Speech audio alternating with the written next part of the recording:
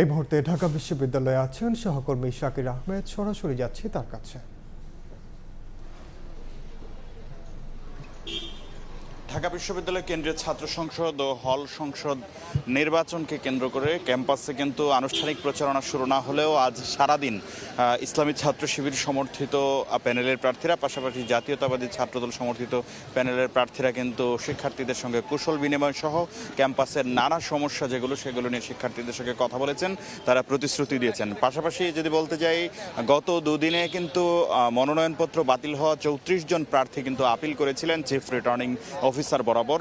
সেই chief returning officer বরাবর তাদের করা আবেদনের প্রেক্ষিতে 34 জনের প্রার্থিতা ফিরিয়ে দেওয়া হবে যাচাই বাছাই শেষে, এমনটি কিন্তু জানিয়েছেন চিফ রিটার্নিং অফিসার। পাশাপাশি প্রতিটি প্যানেল থেকেই কিন্তু অন্য প্যানেলের বিরুদ্ধে আচরণবিধি লঙ্ঘনের অভিযোগ করা হচ্ছে।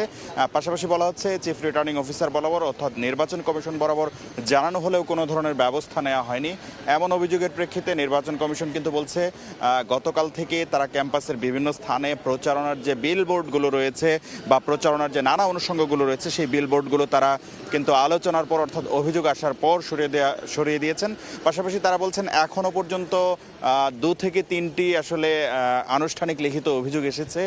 সেই যে অভিযোগগুলো এসেছে তারা যাচাই বাছাই করে সেই অভিযোগগুলোর বিরুদ্ধে ব্যবস্থা নেওয়ার চেষ্টা করছেন। পাশাপাশি যাদের বিরুদ্ধে আচরণবিধি লঙ্ঘনের অভিযোগ এসেছে প্রাথমিকভাবে চিফ রিটার্নিং অফিসার কার্যালয় থেকে কিন্তু তাদেরকে সতর্ক করা হচ্ছে এবং প্রচারণার বিষয় যেটি রয়েছে সেই প্রচারণার বিষয়ে যদি কেউ কোনো ধরনের রঙিন বিলবোর্ড পোস্টার ব্যবহার করে থাকে তাহলে সেটা বিশ্ববিদ্যালয়ের প্রক্টর অফিসের মাধ্যমে সেগুলো অপসারণ করা হচ্ছে, এমনটি কিন্তু চিফ রিটার্নিং অফিসার জানিয়েছেন।